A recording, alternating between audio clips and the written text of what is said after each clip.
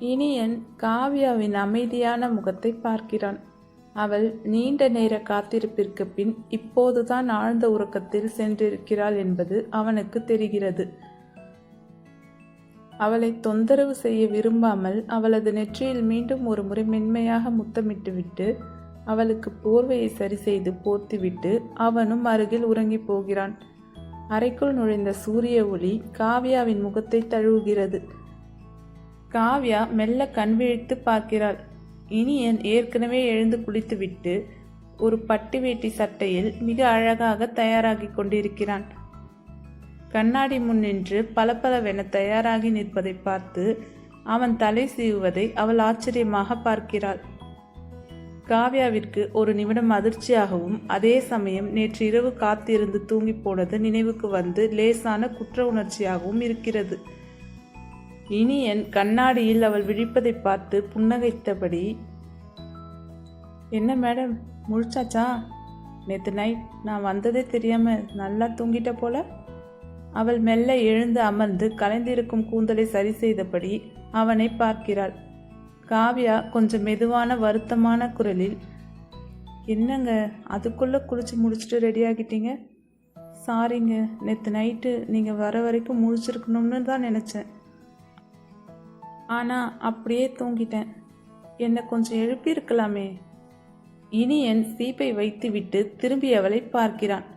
அவனது முகத்தில் ஒரு மென்மையான புன்னகைதான் இருக்கிறது. அவன் மெதுவாக நடந்து வந்து அவள் அருகில் கட்டிலில் அமர்கிறான். ஏன் காவ்யா, நான் என்ன அவ்வளோ பெரிய ராட்சசனா? நேற்று நைட்டு நான் வரும்போதே மணி 1. நீ எனக்காக காத்துட்டு இருந்து அப்படியே சோர்ந்து போய் தூங்கிட்டு இருந்த. அந்த நேரத்தில் உன்னை எழுப்பி எதுக்கு டிஸ்டர்ப் பண்ணணும்? உன்னை பார்த்தப்பவே எனக்கு பாவமாக இருந்தது. இருந்தாலும் நீங்கள் வரும்போது நான் முழிச்சிட்டு இருந்தா உங்களுக்கு சாப்பிடாவது பரிமாறி இருப்பேன்ல. இனியன் அவள் கையை பிடித்து கொண்டு குறும்புடன், எனக்கு சாப்பாட்டை விட நீ நிம்மதியாக தூங்குறது பார்க்குறது தான் முக்கியமாக தெரிஞ்சது. ஆனால் ஒன்று காவ்யா, அந்த தூக்கத்துலேயும் நீ எவ்வளோ அழகாக இருந்த தெரியுமா? அதான் எழுப்ப மனசு வராமல் உன் நெத்தியில் ஒரு முத்தம் மட்டும் கொடுத்துட்டு நானும் படுத்துக்கிட்டேன். இனியன் அப்படி சொன்னதும் காவ்யாவின் முகம் சட்டென்று சிவக்கிறது. அவள் வெட்கத்தில் தலையை குனிந்து கொள்ள இனியன் அவளது கன்னத்தை செல்லமாக தட்டுகிறான். சரி சரி, இப்போ எதுக்கு இந்த வெட்கம்? சீக்கிரம் கிளம்பு. நந்தினி வேற கிளம்புற அவசரத்தில் இருக்கா. அப்படியே கோவிலுக்கு போயிட்டு அப்புறம் உங்கள் அம்மா வீட்டுக்கு விருதுக்கு வேற போகணும். லேட் பண்ணாத. ஆனால் அதுக்குள்ளே குளிச்சு முடிச்சுட்டு ரெடி ஆகிட்டீங்க. மணி என்ன ஆகுது? அவள் கன்னத்தை தட்டி, மணி 6 தான் ஆகுது. ஆனால் இன்னைக்கு எனக்கு ஒரு நிமிஷம் கூட வேஸ்ட் பண்ண மனசில்லை. சீக்கிரம் எழுந்துருங்க மேடம். நீ கிளம்புறதுக்கே 2 மணி நேரம் ஆகும். அப்புறம் எப்போ கோவிலுக்கு போகிறது? உடனே காவ்யா எழ முயல அவளது கையை தடுத்து மீண்டும் அவளை படுக்கையில் அமர வைக்கிறான். அவனது நெற்றியில் இருந்த ஈரம் அவள் மேல் தெரிக்கிறது. ஏங்க வழி விடுங்க, நான் குளிக்க போகணும். இனியன் குறும்புத்தனமாக புன்னகைத்து கொண்டு, நீ குளிக்க போகணும், அதில் எனக்கு எந்த ஆட்சேபனையும் இல்லை. ஆனால் கிளம்புறதுக்கு 2 மணி நேரம் ஆகும்னு நீயே ஒத்துக்கிட்டல்ல. நேரம் மிச்சம் பண்ண நான் ஒரு ஐடியா வச்சுருக்கேன். காவ்யா புரியாமல் அவனை பார்த்து, என்ன ஐடியா? இனியன் அவள் கண்களை ஊடுருவி பார்த்து குரலை தாழ்த்தி, நேரத்தை மிச்சம் பண்ண நான் வேணா உனக்கு குளிக்க உதவி பண்ணவா மேடம்? காவ்யா திடுக்கிட்டு முகம் சிவக்க, ஏங்க என்ன பேசுகிறீங்க? விவஸ்தே இல்லையா? யாராவது கேட்ட போகிறாங்க, கையை விடுங்க என்று அவனை தள்ளிவிட முயல்கிறாள். அவன் அவளது நெற்றியில் மென்மையாக முத்தமிட்டு அவளது கூந்தலை வருடி விடுகிறான். காவ்யாவின் முகம் அதிகாலை பூவாய் மலர்கிறது. நீங்க ஒரு திருந்தாத கேஸ் என்று சிரித்து கொண்டே அவனை தள்ளிவிட்டு குளிக்க ஓடுகிறாள். நேத்து விட்டதை இன்னைக்கு பிடிச்சிடலாம். சீக்கிரம் கிளம்பு காவ்யா, நாம இப்போ கோவிலுக்கு போறோம். அப்புறம் அங்க இருந்து நேரா உங்க அம்மா வீட்டுக்கு விருந்துக்கு. என்ன சரியா? காவ்யா உற்சாகமாக எழுந்து தயாராகிறாள். ஒரு அழகான மாம்பழ நிற புடவையில் கையில் வளையல்கள் குலுங்க நெற்றியில் குங்குமம் வைத்துக்கொண்டு தேவதை போல தயாராகி வருகிறாள். காவ்யா ஒரு அழகான புடவையில் தயாராகி வர இருவரும் கீழே இறங்குகிறார்கள். ஹாலில் பத்மா அத்தையும் சிவகுமார் மாமாவும் மற்றும் நந்தினியின் அப்பா ஆகியோர் அமர்ந்து பேசிக் கொண்டிருக்கிறார்கள். நந்தினி தனது பைகளை அடுக்கிக் கொண்டிருக்கிறாள். கல்யாணம் முடிந்து 2 நாட்கள் ஆகிவிட்டதால் அவள் தன் அப்பாவோடு கிளம்ப தயாராகிவிட்டாள். இனியனும் காவ்யாவும் ஜோடியாக வந்து பெரிய மாமாவின் காலில் விழுந்து ஆசீர்வாதம் வாங்குகிறார்கள். நல்லா இருங்கப்பா, இனியன் காவ்யாவை நல்லா பார்த்துக்கோ. நந்தினிக்கு இந்த 2 நாட்கள் போனதே தெரியல. அவ கிளம்ப மனமில்லாம தான் இருக்கா. சரி, நாங்க கிளம்புறோம். நந்தினி காவ்யாவை இழுத்து அணைத்து கொண்டு, இந்த மாமாவை பாவம் நினைச்சு விட்டுறாத, நல்லா வேலை வாங்க காவ்யா என்று சொல்லிவிட்டு தன் அப்பாவோடு விடைபெறுகிறாள். அனைவரும் ஒன்றாக அமர்ந்து காலை உணவை சாப்பிடுகிறார்கள். அப்போது பத்மா சொல்கிறார், காவ்யா, நேற்று நைட்டே உங்கள் அம்மா ஃபோன் பண்ணாங்கம்மா. இன்னைக்கு உங்களை விருந்துக்கு கூப்பிட்டாங்க. நான் சரின்னு சொல்லிட்டேன். சாப்பிட்டு முடித்ததும் நந்தினியும் பெரிய மாமாவும் கிளம்ப இனியனும் காவ்யாவும் கோவிலுக்கு புறப்படுகிறார்கள். இருவரும் காரில் கோவிலுக்கு செல்கிறார்கள். அதிகாலை நேரத்து கோவில், அந்த அமைதி, நாதஸ்வர இசை, கற்பூர வாசனை என எல்லாம் சேர்ந்து மனதிற்கு நிம்மதியை தருகிறது. சன்னதியில் சுவாமி தரிசனம் முடிந்து பிரகாரத்தை சுற்றி வரும்போது இனியன் மெதுவாக காவ்யாவின் கையை பிடித்து கொள்கிறான். ஏங்க, யாராவது பார்க்க போறாங்க, கையை விடுங்க. இனியன் விடாமல் இன்னும் இறுக்கமாக பிடித்து கொண்டு, பார்த்தா பார்க்கட்டும், ஏன் பொண்டாட்டி கையை நான் பிடிக்கிறதுல யாருக்கு என்ன? அதுவும் இல்லாமல் நேற்று நைட் உன்னை தனியாக தவிக்க விட்டதுக்கு இதுதான் தண்டனை. இப்போ இருந்து நம்ம உங்கள் அம்மா வீட்டுக்கு போகிற வரைக்கும் உன் கையை நான் விடவே மாட்டேன். அவன் அப்படி சொல்லிக்கொண்டே அவளை குறும்பாக பார்க்க காவ்யா வெட்கத்தில் அந்த பெரிய தூணின் பின்னால் மறைகிறாள். இனியன் அவளை விடாமல் பின்தொடர்ந்து சென்று, இந்த கோவில் பிரகாரத்தில் உன் கூட இப்படி நடக்கிறது எவ்வளோ நிம்மதியாக இருக்கு தெரியுமா என்று குரலில் ஒரு காதலோடு கூறுகிறான். கோவிலில் அர்ச்சகர் கொடுத்த பிரசாதத்தை இனியன் காவ்யாவின் நெற்றியில் வைத்து விடுகிறான். அந்த தருணம் மிகவும் தெய்வீகமாகவும் அதே சமயம் காதலோடும் முடிகிறது. கோவிலில் சாமி கும்பிட்டுவிட்டு இருவரும் காரில் காவ்யாவின் வீட்டிற்கு சென்று கொண்டிருக்கிறார்கள். இனியன் காரை ஓட்டிக்கொண்டே காவ்யாவை திரும்பி பார்த்து பேசுகிறான். காவ்யா, ஒரு முக்கியமான விஷயம் சொல்லணும். ஆஃபீஸில் ஆடிட்டிங் போயிட்டுருக்கு. அதனால் இன்னைக்கு மதியம் சாப்பிட்டு முடிச்சதுமே நான் கிளம்பி ஆகணும். எனக்கு வேலை ரொம்ப அதிகமாக இருக்கும். காரில் வந்து கொண்டிருக்கும் போதே காவ்யா அந்த விருப்பத்தை சொல்கிறாள். ஏங்க, நான் ஒரு 2 நாள் அம்மா வீட்டில் இருக்கட்டுமா? நீங்களும் அப்படியே அங்கேயே தங்கிட்டு அப்புறமா ஒன்றா கிளம்பலாமே. அதற்கு இனியன், நீ தங்குறதுல எனக்கு ஒரு பிரச்சனையும் இல்லை காவ்யா, தாராளமாக இரு. ஆனால் என்னால் தான் அங்கே தங்க முடியாது. ஆஃபீஸில் ஆடிட்டிங் போயிட்டுருக்கு. நான் அங்கே இருந்தே ஆகணும். நான் இங்கே தங்கினா அப்புறம் வேலையும் பார்க்க முடியாது, உன் கூடவும் நிம்மதியாக நேரம் செலவழிக்க முடியாது. அதான் சொல்கிறேன் காவ்யா, உன்னை வீட்டில் விட்டுட்டு சாப்பிட்ட உடனே நான் கிளம்பிடுறேன். நீ 2 நாள் இருந்துட்டு வா. காவ்யாவின் முகம் சட்டென்று வாடி போகிறது. அவளுக்கு அவன் இல்லாமல் அங்கே இருக்க பிடிக்கவில்லை. காவ்யா கொஞ்சம் வருத்தத்துடன், என்னங்க நீங்க இல்லாம நான் மட்டும் இங்கிருந்து என்ன பண்ண போறேன்? நீங்க தங்குறதா இருந்தா அதான் நானும் இருப்பேன், இல்லைன்னா நானும் உங்க கூடவே வந்துடுறேன்.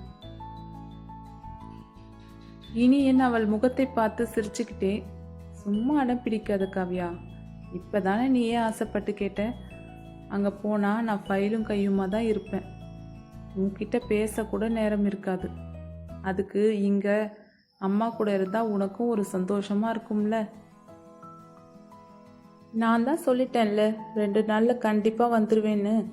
சமத்தா இரு காவ்யா. காவ்யா பதில் பேசாமல் ஜன்னல் வழியே வெளியே பார்த்துக்கிட்டு வரா. அவ மனசுல சின்னதா ஒரு கோபம். காரில் வரும்போதே இனியன் தங்குவதற்கு மறுத்ததால் காவ்யாவுக்கு ஒரு சின்ன வருத்தம் இருந்தாலும் தன் வீட்டை பார்த்ததும் அந்த தவிப்பு குறைகிறது. கார் வந்து நின்றதும் காவ்யா உற்சாகமாக இறங்கி ஓடிப்போய் தன் அம்மாவை கட்டி கொள்கிறாள். பாப்பா மருமகனே, எப்படி இருக்கீங்க? காவ்யா மெதுவா, போமா, ஃபோனில் பேசிட்டே இருந்தாலும் நேரில் பார்க்குற சந்தோஷமே தனிதான். காவ்யாவின் அப்பா, வாப்பா இனியன், வீட்டில் எல்லாரும் எப்படி இருக்காங்க? அம்மா அப்பா நந்தினி எல்லாரும். இனியன் புன்னகையுடன், எல்லாரும் நல்லா இருக்காங்க மாமா. அம்மாவும் அப்பாவும் உங்களை கேட்டதா சொன்னாங்க. நந்தினி கூட இப்பதான் அவங்க அப்பாவோட கிளம்பி போனான். அனைவரும் உள்ளே சென்று அமர்கிறார்கள். காவ்யா தன் அப்பாவிடம் ஓடிப்போய், அப்பா உங்களை ரொம்ப மிஸ் பண்ண என்று கொஞ்சுகிறாள். தன் பிறந்த வீட்டின் வாசனை அவளுக்கு ஒரு புது தெம்பை கொடுக்கிறது. வீட்டுக்கு வந்ததும் காவ்யா ரொம்ப உற்சாகமா இருக்கா. காவ்யாவின் அம்மா கிச்சன்ல மதிய விருந்துக்காக வேலையா இருக்காங்க. காவ்யா நேரா கிச்சனுக்கு போய் அம்மாவை பின்னாடியே சுத்தி வரா. அம்மா, என்ன இவ்வளோ சமையல்? இருங்க, நான் எல்லாத்தையும் எடுத்து டைனிங் டேபிளில் வைக்கிறேன். நீங்கள் ரொம்ப நேரமாக அங்கேயே நிற்காதீங்க. அம்மா சிரிச்சுக்கிட்டே காவ்யாவை தடுத்து நிறுத்துறாங்க. அதெல்லாம் ஒன்றும் வேணாம்மா, நீ இப்போ தான் கல்யாணம் முடிஞ்சு முதல் தடவை வீட்டுக்கு வந்திருக்க. நீ போயிட்டு மாப்பிள்ளை கூட உட்காந்து பேசு, எல்லாத்தையும் நான் எடுத்து வைக்கிறேன். நீ மாப்பிள்ளையை கவனி. அதற்கு காவ்யாவும், பரவாயில்லம்மா, நான் எடுத்து வைக்கிறேன், நீங்கள் எனக்கு ஹெல்ப் பண்ணுங்க. அம்மா சொன்னால் கேளு காவ்யா, நீ அங்கே போ, மாப்பிள்ளைய தனியாக உட்கார வைக்காத, அவரோட பேசிட்டு இரு. நான் இதோ 5 நிமிஷத்தில் எல்லாத்தையும் எடுத்துட்டு வந்துடுறேன். அம்மா அன்பா மிரட்டி காவ்யாவை ஹாலுக்கு அனுப்பி வைக்கிறார்கள். காவ்யா ஹாலுக்கு வந்து இனியன் பக்கத்தில் உட்கார்றா. அப்பாவும் இனியனும் வீட்டை பற்றியும் ஊர் விசேஷத்தை பற்றியும் பேசிக்கிட்டு இருக்காங்க. அப்பாவும் ரொம்ப அக்கறையா விசாரிக்கிறாங்க. கொஞ்ச நேரத்துல அம்மா எல்லாரையும் சாப்பிட கூப்பிடுறாங்க. இலை போட்டு காவ்யாவுக்கு பிடிச்ச வடை பாயாசம்னு எல்லாத்தையும் பரிமாறி இனியனை பார்த்து பார்த்து கவனிக்கிறாங்க. இலை போட்டு தடபுடலாக மதிய விருந்தை ஆரம்பிக்கிறார். காவ்யாவுக்கு பிடித்த பதார்த்தங்கள், இனியனுக்கு பிடித்த பலகாரங்கள் என மேஜை நிறைகிறது. சாப்பிட்டு முடித்துவிட்டு அனைவரும் ஹாலில் அமர்ந்து பேசிக்கொண்டே இருக்கிறார்கள். இனியனும், மாமா ஒரு சின்ன விஷயம், ஆஃபீஸில் ஆடிட்டிங் போயிட்டுருக்கு, அதனால் என்னால் இங்கே தங்க முடியாது, இப்போவே கிளம்புனா தான் வேலைக்கு சரியாக இருக்கும். காவ்யா மட்டும் ஒரு 2 நாள் இங்கேயே இருக்கட்டும்னு சொன்னேன். அதற்கு அப்பா, ஆஃபீஸில் வேலைன்னா கண்டிப்பாக போய் தான் ஆகணும்ப்பா, அதுக்காக வருத்தப்படாத, காவ்யா இங்கேயே இருக்கட்டும், அவளுக்கும் எங்க கூட இருக்கணும்னு ஆசை தான். நீங்கள் வேலையை முடிச்சுட்டு நிதானமாக வந்து கூட்டிட்டு போங்க என்று சாப்பிட்டு முடித்ததும் கிளம்ப தயாராகும் இனியனையே காவ்யா உற்று பார்க்கிறாள். அவளது பார்வையில் 1000 கேள்விகள். என்ன மனுஷன் இவரு, பொண்டாட்டியை தவிக்க விட்டுட்டு போறோம்னு ஒரு கவலை கூட இல்லாம இவ்வளோ ரிலாக்ஸா இருக்காரே என்று மனதுக்குள் நினைத்து கொள்கிறாள். காவ்யாவிற்கு மனசுக்குள் ஒரே ஒரு ஆதங்கம்தான். தன் பிறந்த வீட்டுக்கு வந்த சந்தோஷம் ஒரு பக்கம் இருந்தாலும் இனியன் தன்னை இங்கே விட்டுவிட்டு இவ்வளவு நிதானமாக கிளம்புவது அவளுக்கு கொஞ்சம் வருத்தத்தை தருகிறது. இனியன் கிளம்ப தயாராகி வாசலுக்கு வருகிறான். காவ்யா அவனது கார் அருகே வந்து நிற்கிறாள். அவளது முகத்தில் நீங்களும் இருந்திருக்கலாமே என்கிற ஏக்கம் இன்னும் அப்படியே இருக்கிறது. இனியன் குரலை தாழ்த்தி, என்ன காவ்யா, அம்மா அப்பாவை பார்த்ததும் ஹாப்பியாகிட்ட, இப்போ நான் கிளம்ப போறேன்னு சொன்னதும் மறுபடியும் முகத்தை இப்படி வச்சுக்கிட்டா எப்படி? நான் தான் சீக்கிரம் வந்துடுறேன்னு சொன்னல, சமத்தா இரு காவ்யா, அம்மாவை ரொம்ப தொந்தரவு பண்ணாத என்று இனியன் காவ்யா அருகில் வந்து தாழ்ந்த குரலில், ஏன் காவ்யா முகம் ஒரு மாதிரி இருக்கு, நான் இங்கேயே தங்கிட்டா அப்புறம் ஆடிட்டிங் ஃபைலில் எல்லாம் யார் பார்க்கறது, நான் சீக்கிரம் வந்துடுறேன்டா அவன் இதையெல்லாம் சொல்லும் போதும் முகம் ஒரு தெளிவோடும் நிதானமாகவும் இருப்பதை பார்த்து காவ்யாவிற்கு இன்னும் கொஞ்சம் எரிச்சல் வருகிறது. இவருக்கு ஆஃபீஸ் தான் முக்கியம், பொண்டாட்டி ஞாபகம்லாம் வரவே வராது என்று நினைத்து கொண்டு ஒரு சின்ன தலையசைப்புடன் அவனை வழி அனுப்பி வைக்கிறாள். இனியன் வண்டியில் கிளம்பி செல்லும் போது கண்ணாடி வழியாக காவ்யா வாசலில் நின்று பார்ப்பதை பார்க்கிறான். அவனது மனசுக்குள்ளும் சின்னதாக ஒரு சங்கடம் இருந்தாலும் வேலையின் அவசரம் அவனை இழுக்கிறது. இனியன் போனதுமே காவ்யா நேராக தன் அறைக்குள் சென்று அமர்ந்து கொள்கிறாள். காவ்யா மனசுக்குள், போயிட்டு போங்க, நானும் பேச மாட்டேன், நீங்களா வந்து கூப்பிட்ற வரைக்கும் நானும் ஃபோன் பண்ண மாட்டேன் என்று நினைத்தாள். அன்று மாலை அம்மாவோடு பேசிக்கொண்டிருந்தாலும் காவ்யாவின் கண்கள் அடிக்கடி கடிகாரத்தையும் ஃபோனையும் பார்த்து கொண்டிருக்கிறது. ஆஃபீஸில் வேலையை பார்க்க உட்கார்ந்த இனியனுக்கு ஃபைலில் இருக்கிற எண்களுக்கு பதில் காவ்யாவின் சிரித்த முகமும் அவளுடைய அந்த மல்லிப்பூ வாசமும் தான் ஞாபகத்துக்கு வந்துக்கிட்டே இருக்கு. என்னடா இது, காலையில் தான் அவளை விட்டுட்டு வந்தோம், அதுக்குள்ளே இவ்வளோ மிஸ் பண்ணுறோமே என்று அவனுக்கே ஒரு ஆச்சரியமாக இருக்கிறது. வேலையில் அவனால் முழுசாக கவனம் செலுத்தவே முடியலை. உடனே ஒரு முடிவோடு சீட்டில் இருந்து எழுந்துக்கிறான். நேராக வீட்டுக்கு வருகிறான். அவன் அம்மா கிச்சனில் இருக்கிறதை பார்த்துட்டு நேராக பேச போகிறான். அம்மா, நான் காவ்யா வீட்டுக்கு கிளம்புறேன். அவளை அங்கே விட்டுட்டு வந்ததுலேருந்து எனக்கு எதுவுமே ஓடலை. அவள் இல்லாமல் என்னால் இங்கே இருக்க முடியலம்மா. அங்கேயே போய் இன்னைக்கு தங்கிட்டு நாளைக்கு காலையில் அங்கேருந்து ஆஃபீஸ் போய்க்கிறேம்மா. அதற்கு அம்மா சிரித்து கொண்டே, எனக்கு தெரியும்டா, நீ அவளை விட்டுட்டு இங்கே தனியாக இருக்க மாட்டேன்னு. தாராளமாக போயிட்டு வா, இப்போ தானே கல்யாணம் ஆகியிருக்கு, அவளுக்கும் உன் கூட இருக்கணும்னு தான் ஆசை இருக்கும். பத்திரமா போ, அத்தைக்கிட்டேயும் மாமாக்கிட்டேயும் கேட்டதா சொல்லு அப்படின்னு சொல்லி வழி அனுப்பி வைக்கிறாங்க. அங்கே காவ்யா தன் வீட்டு ஜன்னல் ஓரமாக நின்று நிலவை பார்த்துக்கிட்டு, இந்த மனுஷன் இப்போ என்ன பண்ணிட்டு இருப்பாரு, இந்நேரம் ஆஃபீஸில் ஃபைலை தான் நோண்டிட்டு இருப்பாரு, பொண்டாட்டி ஞாபகம்லாம் அவருக்கு வராதுன்னு மனசுக்குள்ள புலம்பிக்கிட்டு இருக்கா. திடீர்னு வாசல்ல ஒரு வண்டி வந்து நிற்கிற சத்தம். காவ்யா எட்டி பார்க்கிறாள். அந்த இருட்டிலையும் அவளுக்கு தெரியுது அது இனியனோட வண்டின்னு. அவளுக்கு தன் கண்ணையே நம்ப முடியல. அப்படியே ஓடி போய் கதவை திறக்கிறா. காவ்யா ஆச்சரியத்துல பேச்சே வரல.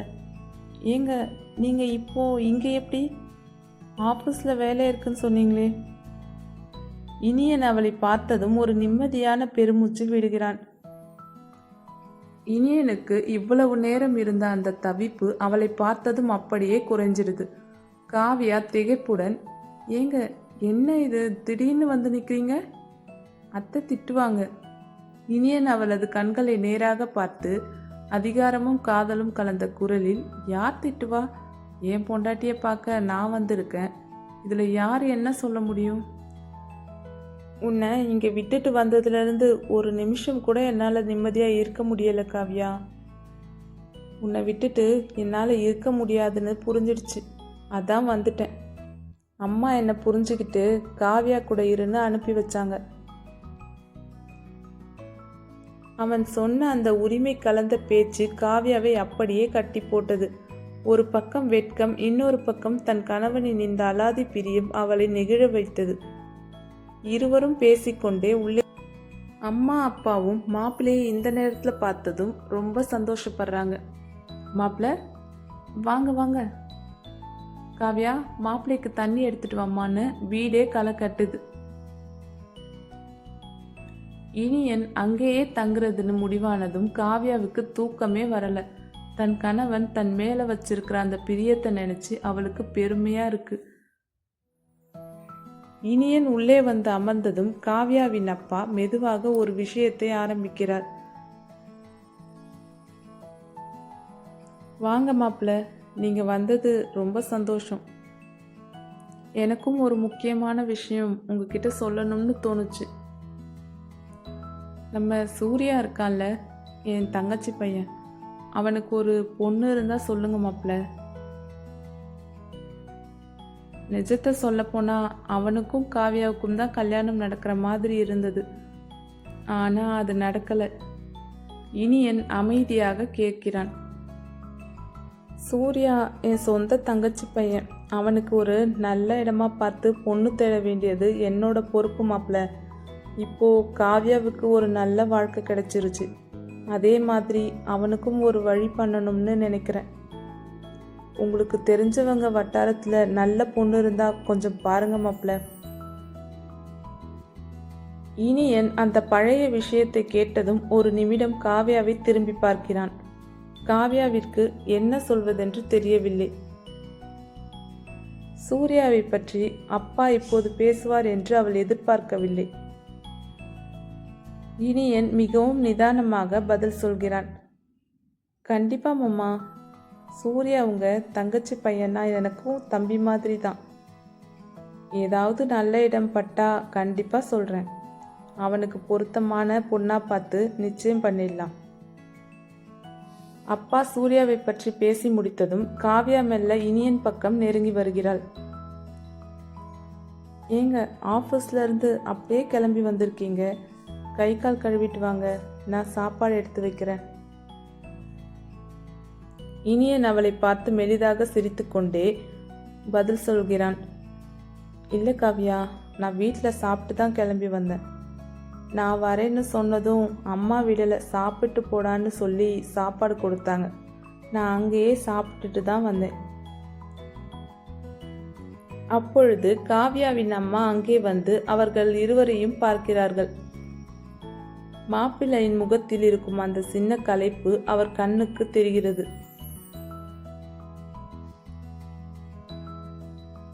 காவ்யாவின் அம்மா, ஆஃபீஸில் வேலை, அப்புறம் இந்த தூரத்து பயணம்னு மாப்பிள்ளை ரொம்ப டயர்டாக இருப்பார். காவ்யா, நீ மாப்பிள்ளைய மாடிக்கு ரூமுக்கு கூட்டிகிட்டு போமா. அங்கே போயிட்டு அவர் கொஞ்ச நேரம் ரெஸ்ட் எடுக்கட்டும், நீயும் கூடவே இரு. அம்மா அப்படி சொன்னதும் காவ்யாவிற்கு ஒரு பக்கம் வெட்கமாகவும் இன்னொரு பக்கம் நிம்மதியாகவும் இருக்கிறது. அதற்கு காவ்யா, சரிங்கம்மா, வாங்க போகலாம்.